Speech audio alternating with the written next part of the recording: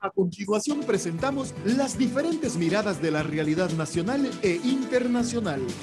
Las voces y opiniones desde una mirada amplia. En un contexto que necesita ser analizado a profundidad e ir directo al grano. Periodismo profundo y directo. Una producción de la Asociación de Medios Católicos de Honduras, AMECA. Directo al grano. Comenzamos.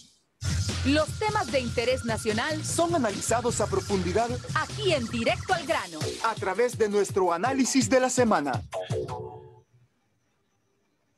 Saludos amigos y amigas, es un placer saludarles.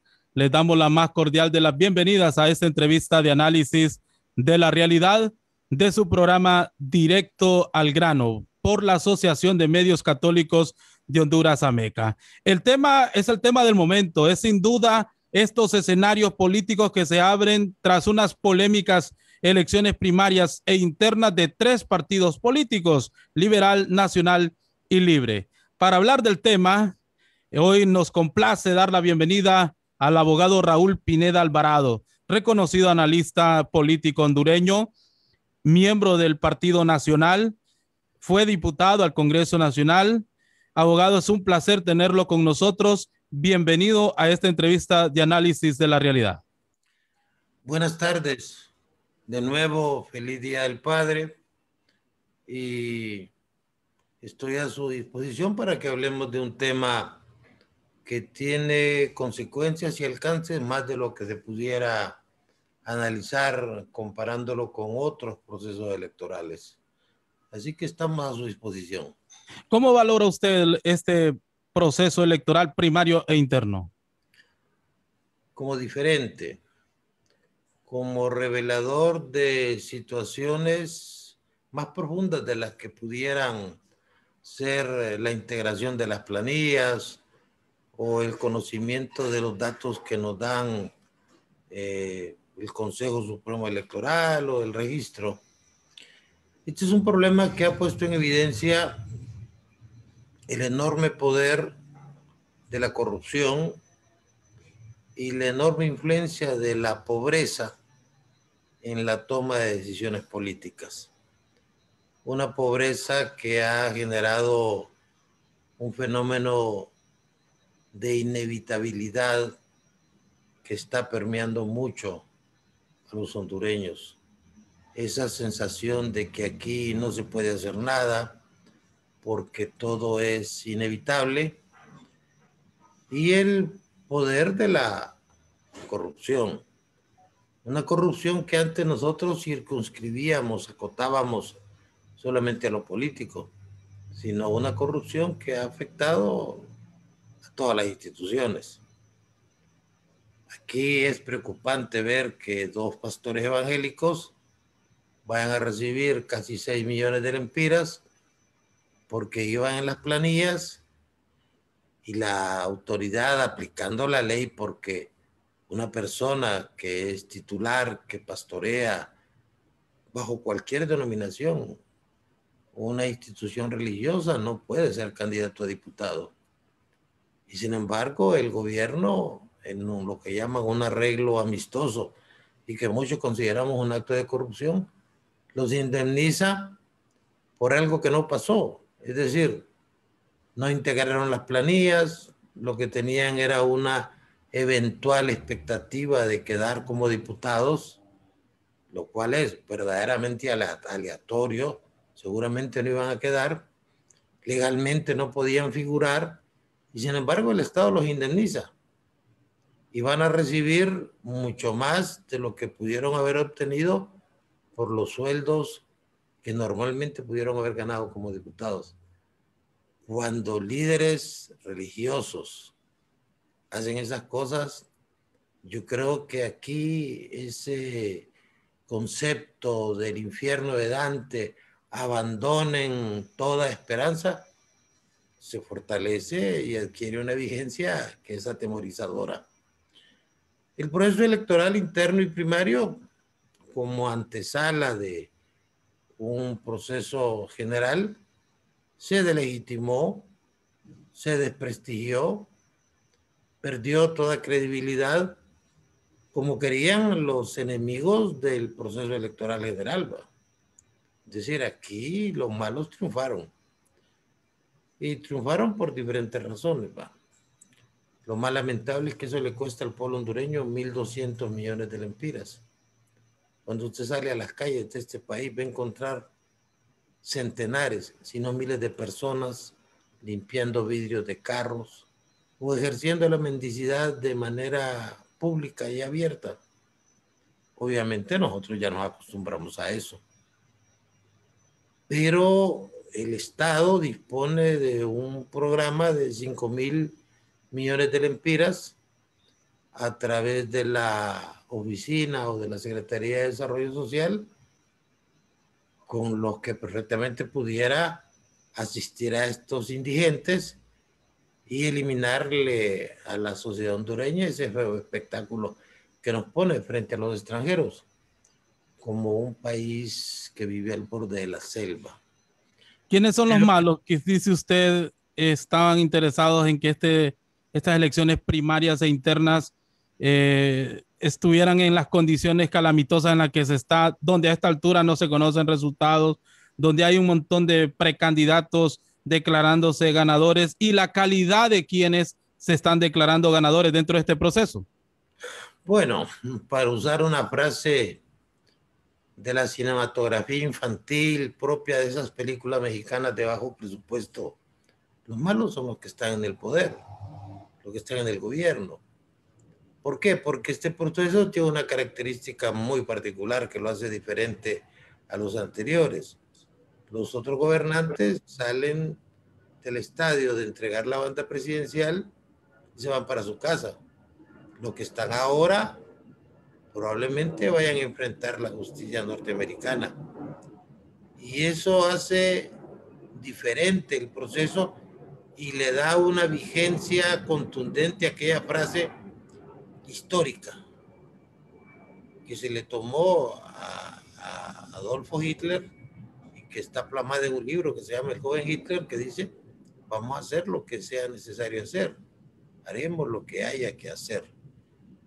Y para esto hay que clonar maletas electorales, hay que multiplicar los votos, hay que bajar las maletas electorales de los carros del ejército y pasarlas a carros particulares para sustituirlas en función de el interés de que en este país perviva la impunidad. Pues hay que hacerlo. Si hay que poner mediocres a dirigir el Consejo Supremo Electoral, pues hay que ponerlos. Si hay que comprar votos entre 300 y 500 lempiras, si hay que crear candidaturas hechas exclusivamente para dividir un partido y neutralizar o inocuizar a un aspirante como era Luis Zelaya, pues lo hacemos.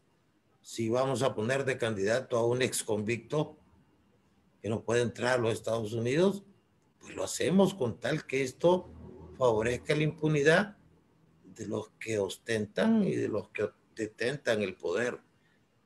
Por eso este proceso... Y en esto se han unido los tres partidos políticos en esto que usted nos dice, de torpedear algunas candidaturas que se muestran un poco más decentes en este proceso electoral. Mire, Honduras vive las consecuencias de un proyecto mitad narco, mitad corrupción. Es un proyecto que no tiene partido. Es un proyecto que tiene su gente en todos los partidos.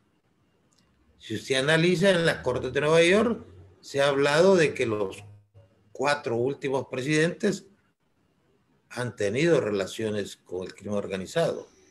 Y estamos hablando de presidentes que están en Libre, en el Partido Liberal y en el Partido Nacional. Es decir, pensar en los partidos. No, los partidos son instituciones nobles. Las cabezas de los partidos son las que se han comprometido con la corrupción y con el crimen organizado para mantener un sistema que nada tiene que ver con el encuadramiento ideológico. Simple y sencillamente, los corruptos no tienen partido, ni tienen religión, ni tienen país, ni tienen patrias. Son corruptos. son gente adicta al poder para beneficiarse del poder mismo. Y si este país hoy está peor que en el 2010, a ellos no les importa. Hace 2 días salí a comprar una cafetera eléctrica y empecé a ver que no habían. Y fui a 3 tiendas muy grandes y pregunté, bueno, ¿por qué no tienen una sencilla cafetera eléctrica? Cada vez este país se va pareciendo más a Venezuela por la carestía de bienes. Y me dijeron, no estamos importando nada. Estamos económicamente comprando el doble de lo que vendemos. Una economía así no se puede sostener. Y una economía así lo que le genera es exclusión, y no digamos pobreza, miseria. Pero en los últimos 10 años, en materia de reducción de pobreza, el Estado ha gastado 337.000 millones de lempiras. Y ahí tenemos que ser un poco prosaicos y caer en esa frase tan común, ¿dónde está el dinero? ¿Por qué Honduras está en el último lugar de desarrollo humano de América? ¿Por qué las instituciones se corrompieron tanto? Es inconcebible que colegios profesionales, como los periodistas, el 90% de los directores de medios en Honduras reciben dinero del gobierno. Y se lo digo yo, que soy abogado del Colegio de Periodistas. Eso es inconcebible. Que las iglesias reciban dinero del gobierno por hacerse de la vista gorda y empezar a vender lo que se llama el discurso justificatorio. Todo el mundo está criticando el Consejo Supremo Electoral, pero dentro de pocos días viene el discurso justificatorio. No les dieron los recursos. Ellos hicieron lo que podían hacer con lo que tenían.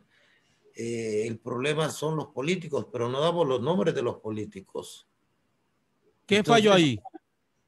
Todo. Se nos vendió un Consejo Nacional Electoral robusto. Bien, estamos en esta entrevista con nuestro analista invitado, el abogado Raúl Pineda Alvarado, analista hondureño, hablando sobre los escenarios postelectorales.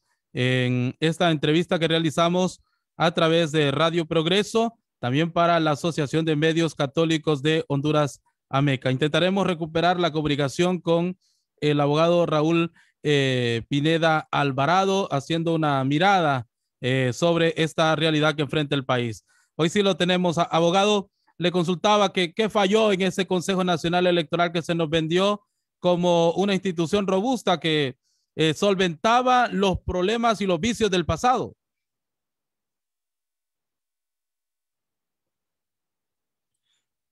Bien, vamos a ver si no le escuchamos, tal vez si nos habilita ahí el micrófono, abogado. Sabemos las dificultades que hoy hemos tenido en esta comunicación. Perfecto, le escuchamos. Okay. Le decía que lo que falló fue la gente, la sociedad. ¿Por qué razón? Por la pobreza. La pobreza es el gran problema de Honduras. Es una pobreza que envilece. Es una pobreza que nos hace abandonar los principios, los valores, las tradiciones democráticas. Y esto hace que se hagan las cosas y se expliquen, porque no se puede justificar en base al afán de sobrevivir de la gente. En el Consejo lo que hay son 3 buenos abogados, buenas personas, ¿verdad? Pero quieren sobrevivir y la gente quiere sobrevivir. Y la realidad de la sociedad hondureña ante el desencanto histórico que han generado la construcción del país, su realidad es la bolsa solidaria, el techo, el piso, el aparato que le dan para purificar el agua, pero son instituciones al servicio de un partido, no son instituciones ni acciones en servicio de un país, sino que es una estructura orgánica hecha para propósitos puramente electorales. Eso es lo que falló. Y también el acomodo y la ingenuidad de la oposición, ¿verdad? Es decir, mientras la oposición siga teniendo la idea de que solos van a poder vencer al sistema, están perdidos. Mientras la oposición crea en el mesianismo y crea en un sistema que está diseñado para tergiversar la voluntad de la mayoría, es decir, ¿cómo va a ir usted a unas elecciones sin una ley electoral moderna? ¿Cómo va a ir usted a unas elecciones sin que las mesas estén en manos de los ciudadanos, sino que están en manos de los partidos políticos? ¿Cómo va a ir usted a una elección donde un spot publicitario en prime time, en frente a frente, por ejemplo, le cuesta $1,800 la mención? ¿Cómo va a ser una elección más o menos transparente si no tenemos una segunda vuelta y seguimos siendo una democracia de minorías, sin reformas tecnológicas? Es decir, bajo esos parámetros usted platica con los líderes de la oposición y son tan vanidosos que creen que por el propio magnetismo que irradia de su personalidad la gente va a correr a votar por ellos. Y se lo digo con la experiencia que me he reunido con casi todos los aspirantes presidenciales. Y les he dicho, mire, tienen que ser más humildes, tienen que ser más pragmáticos. Lean a Alexis de Tocqueville, lean los verdaderos tratadistas de las nuevas realidades de la política. Es decir, la política cambia cuando entra la tecnología. Es decir, hoy usted ya no tiene que acudir a los grandes medios de comunicación, a los medios corporativos. ¿Por qué? Porque proliferaron los medios alternativos y hoy cualquiera tiene un canal de YouTube o tiene una emisora donde puede perfectamente tener acceso a núcleos poblacionales sobre los que puede hacer influencia. Hoy la gente ya no quiere ese discurso laudatorio, adulatorio de que nuestro candidato es el más inteligente, el académicamente mejor preparado, el que tiene, como dice un amigo mío, esos que tiene el padre Trino en sus manos. Eso es ridículo. Hoy la gente quiere saber qué va a hacer usted por ellos. Y los malos, si supieron llegar con ese mensaje, le podemos poner una bolsa de alimentos básicos, aunque nos estemos robando el 30% de lo que vale la bolsa. Le vamos a poner piso de cemento, le vamos a poner un techo y le vamos a dar entre 5 y 8 mil empiras mensuales, pero usted tiene que votar por nosotros. Entonces, narcotizamos la conciencia del electorado, lo envilecimos. Para eso hay formas de contrarrestar esas actividades, pero los líderes de la oposición creen que por su mensaje, a veces rabiosamente demagógico, o por un mensaje que tiende a desconocer la realidad, no se unen. Y solo la unidad los puede hacer cambiar las cosas. Entonces, si usted no hace un análisis, un diagnóstico muy pragmático, entendiendo que la política puede ir de la mano con la ética, pero cuando se gana en la elección, que los cambios se hacen desde el poder, desde la tribuna, desde este set donde está usted y donde estoy yo, no vamos a operar cambios. Es decir, vamos a hacer catarsis, nos vamos a sentir relajados después del programa, pero los cambios se hacen de otra manera. Tienen que ser muy pragmáticos y en base a la conveniencia. La política es el arte de hacer lo que conviene para un objetivo, pero yo no veo a la oposición con objetivos. Yo miro a aspirantes presidenciales que quieren que los pongan a ellos y que si no van ellos a la cabeza no pueden haber arreglos. Y el gobierno logró su objetivo, dividió la oposición. Va a ir Narrala de candidato, va a ir Gianni Rosenthal en el Partido Liberal, va a ir doña Xiomara por el Partido Libre y va a ir un candidato con un Partido Nacional Unido, con mucho dinero, y el riesgo de que los malos vuelvan a ganar es un riesgo que usted tiene a la vuelta de la esquina. Y el que no lo entienda... Es decir, usted dice en este momento ¿No hay posibilidades de alianzas políticas en este momento? Mire, una alianza política se va a dar de manera parcial. Lo más probable es que todavía quede la esperanza de que Luis Zelaya se alíe con Salvador Narrala y que lo siga en esa alianza Wilfredo Méndez, lo debería seguir el señor Vanegas y probablemente otro grupo, pero su campaña tiene que ser quitarle las bases a los líderes que están sintonizados con la política del gobierno. A mí que no me digan que Yandy Rosenthal va a ser presidente del país. No tiene ninguna posibilidad. ¿Por qué? Porque factores externos de poder no lo van a dejar llegar. Él tiene 2 líneas más de investigación, 2 juicios más en Estados Unidos y probablemente cuando quiera don Juan Orlando Hernández le mueve la fiscalía y el Código Penal dice que aunque usted haya cometido un delito en Estados Unidos, puede ser juzgado por un delito de lavado en Honduras. Y si don Juan Orlando Hernández quiere mover la fiscalía para meterle un auto de prisión o de formal procesamiento a Tito Azura, lo quita. Él sigue manteniendo control.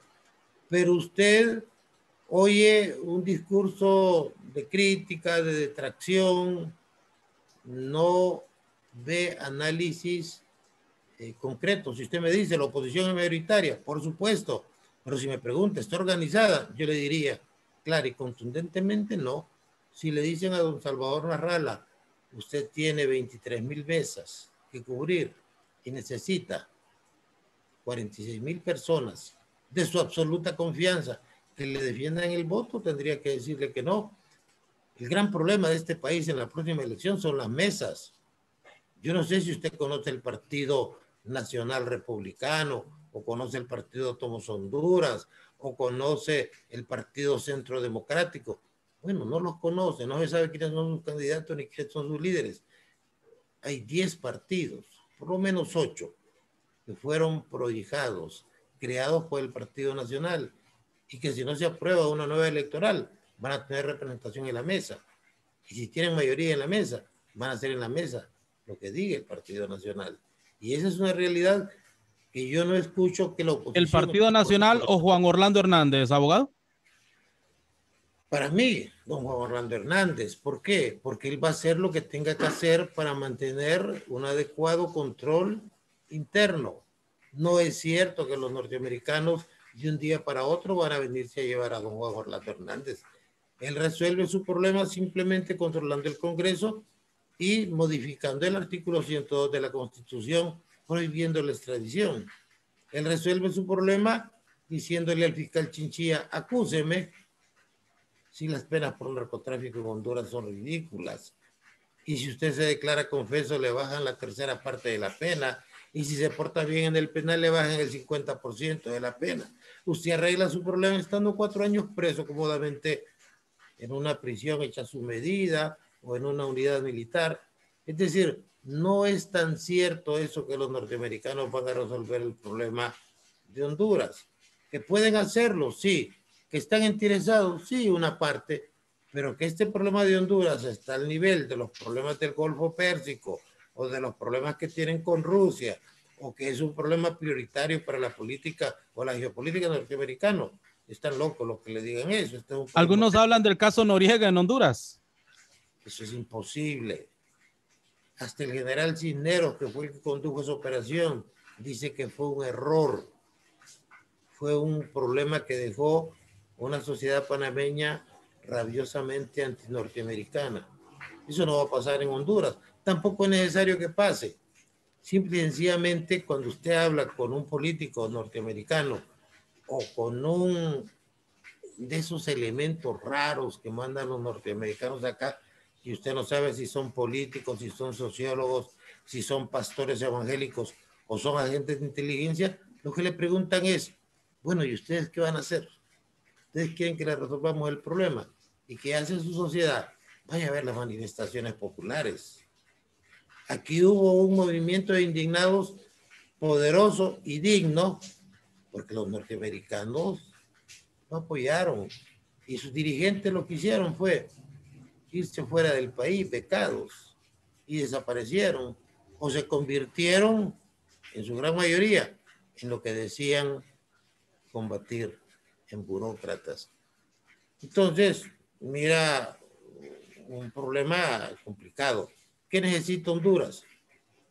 Yo no practico ninguna religión, pero estoy consciente que necesitamos una visión cristiana de la política, que necesitamos no ya un Estado de Derecho, del que tanto se habla, necesitamos un Estado de justicia.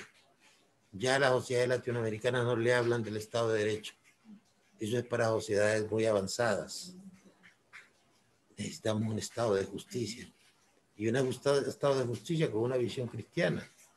Una visión donde haya un líder que, así como Jesucristo sacó a los vendedores del templo, saque a los corruptos de este país a patadas.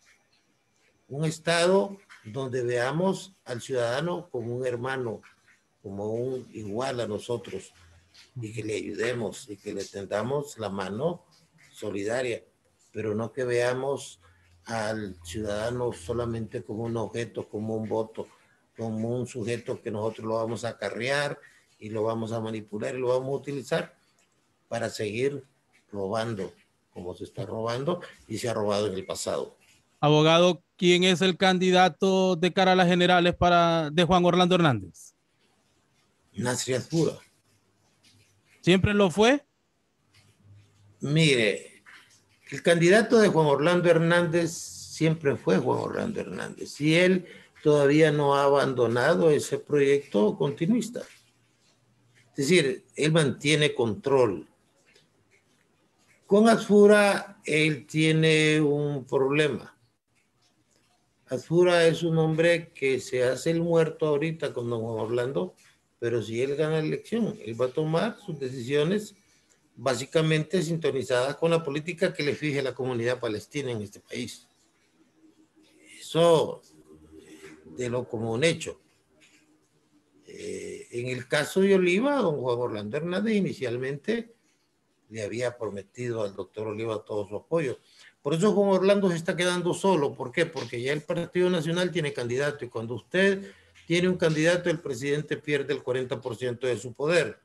Y con Oliva va a haber un distanciamiento porque Oliva se siente traicionado. Y de hecho creo que fue traicionado.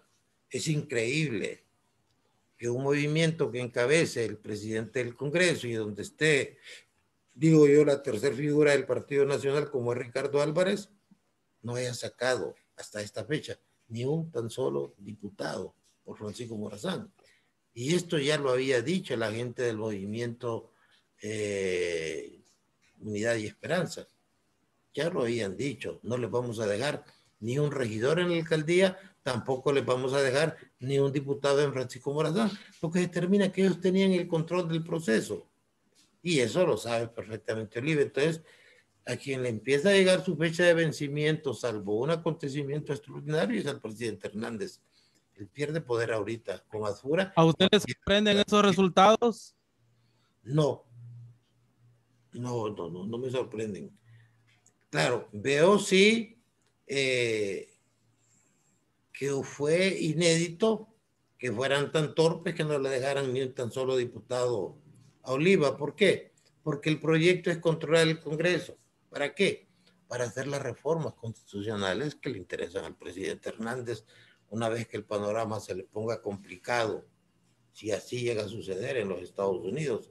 Y yo creo que para allá vamos. Pero en esto hay muchas variables. Pueden pasar un montón de cosas.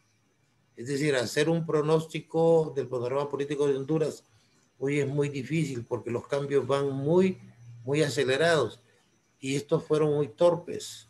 Yo creo que sí, es un hecho que Hernández pierde influencia por la situación de Azura. Ya hay un candidato, hay un nuevo prospecto y que Oliva va a mantener una distancia del producto del resentimiento y que tiene todavía 10 meses para estar en el Congreso. Pero que la gente que rodea al presidente Hernández es muy hábil para la maldad, de eso que no le quepa duda. Es decir, a veces se les pasa la mano, como en el caso de Francisco Morazán. En el caso de Cortés les fue muy mal, porque allá Oliva le está metiendo ahorita 13 diputados de 20. Entonces, hay muchos aspectos que hay que analizar. Y fíjese una cosa, todavía hoy, a las 11:30 de la mañana, el Consejo Supremo Electoral no había abierto ni una tan sola maleta de diputados. Sin embargo, los resultados ya están circulando y las cadenas corporativas le están dando ya los listados y las posiciones de los diputados. Pero todavía ahorita no se ha abierto una tan sola maleta. ¿Qué significa? Que el proceso no es transparente, que el proceso no es limpio y que, ni modo, si tiene que ser así, pues que así sea, pero que no gasten 1.200 millones de lempiras que pudieran servir para que la gente no se muera miserablemente en los hospitales. Es muy triste que en este país hayan muerto más de 70 médicos, ¿verdad? Y que todavía ni siquiera se les haya hecho un reconocimiento, ni se haya pensado en qué se le puede ayudar a sus familias. Con esos 1.000 millones pudieron haber hecho muchísimas cosas, pero los utilizaron para hacer una burla más, para hacer un circo más de eso que llaman democracia, pero que bueno, pasan de ser malas elecciones. Ya casi para cerrar esta entrevista, tengo algunas otras consultas rápidas. Abogado Raúl Pineda Alvarado, ¿el antejuicio contra Tito es para mantenerlo en línea? Puede servir para eso. Yo hace 2 años le dije, no hay que descuidar eso, y me dijo, no, eso está bajo control.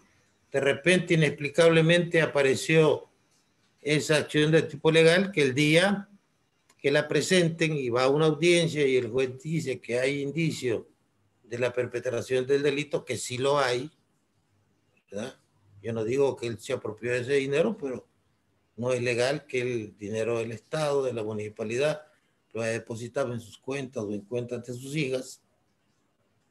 Y si le decretan el auto de prisión, pues el artículo 100 de la Constitución dice que para ser candidato hay que ser ciudadano. Y cuando a usted le decretan auto de prisión, se le suspende la ciudadanía. ¿Qué va a pasar entonces? Esa es la gran pregunta.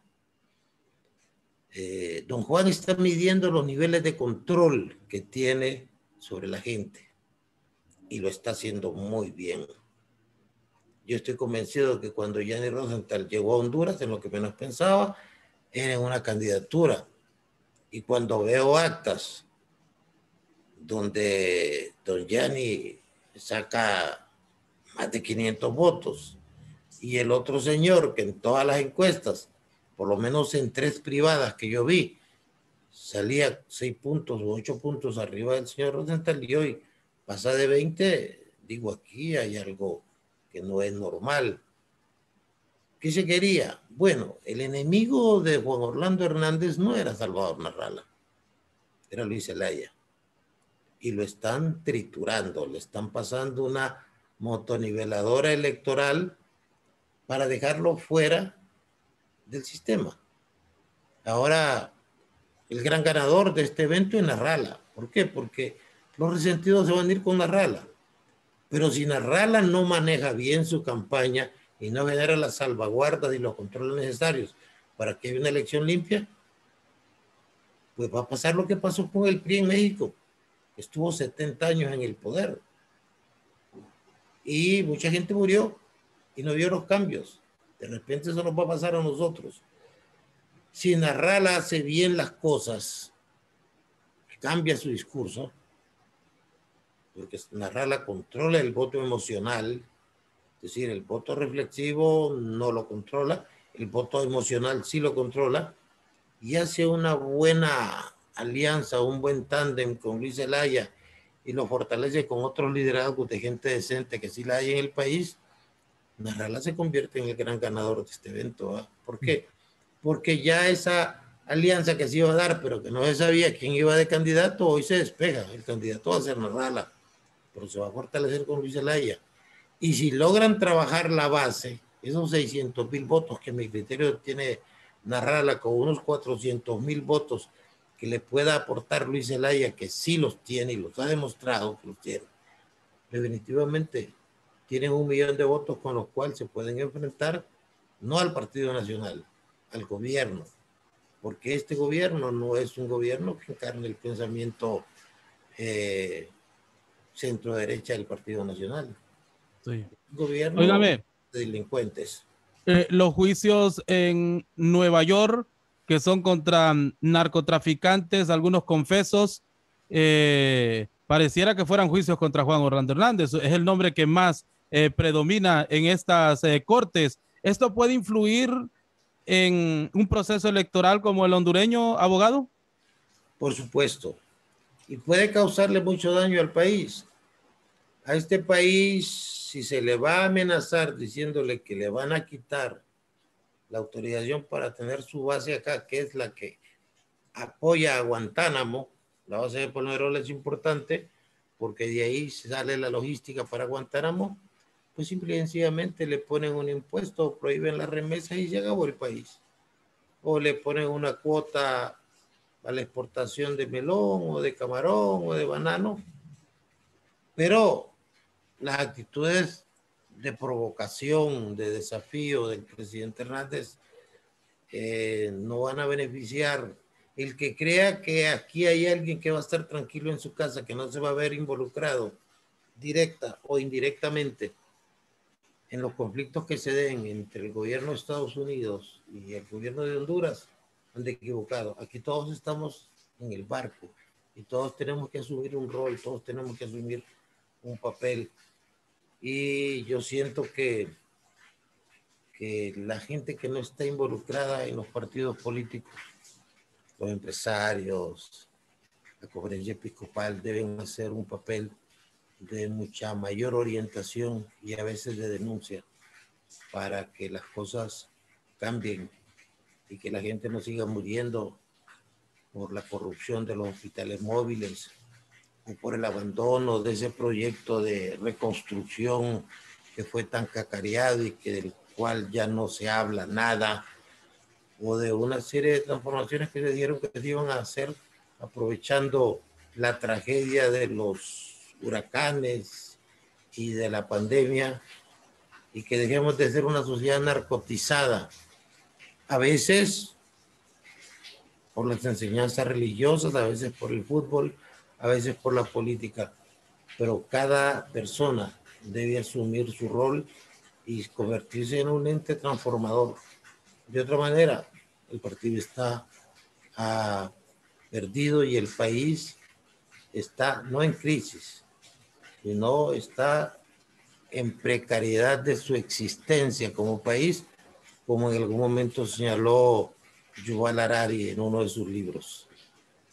Sí, cerramos esta entrevista, abogado, consultándole qué nos esperan de aquí a 8 meses, antes de que lleguen las elecciones generales. Pues fíjese que el otro día estaba con los rotarios y creo que no quedaron muy conformes conmigo porque yo censuraba las preguntas que se hacen como esa suya. ¿Qué va a pasar? La pregunta debería ser, ¿qué vamos a hacer? Cuando usted habla, yo tengo la oportunidad de hablar con representantes de la comunidad internacional, con gente de los rotarios, de las cámaras de comercio. Y la pregunta es siempre la que le hacen en la calle. ¿Qué va a suceder? ¿Qué va a pasar? Y muy pocos hondureños me preguntan qué podemos hacer. Y yo le voy a responder qué podemos hacer. Participemos. No importa que las cosas no nos salgan tan bien, pero hay que participar. Hay que demostrar en el límite de nuestras posibilidades cívicas que no todos somos cobardes, que no todos somos acomodados, que no todos somos hambrientos, que no todos nos vendemos. Y en esto todavía quedan restos en la Iglesia Católica con la suficiente autoridad moral. Me gustan mucho los comunicados de la conferencia episcopal, ¿verdad? Los veo cada vez más cercanos a la realidad social y por eso siempre que podemos participar en eventos de esta emisora lo hacemos, porque sentimos que todavía hasta aquí no ha llegado el control del gobierno y espero que todavía tarde mucho en llegar. O que no llegue, no va a llegar. Muchísimas gracias. Gracias, abogado. Siempre es un placer tenerlo con nosotros, con sus miradas, con sus análisis. Muchísimas gracias. Cuídense mucho. Y de nuevo, feliz Día del Padre. Gracias. Igual, muchas gracias. Gracias. Igual para usted.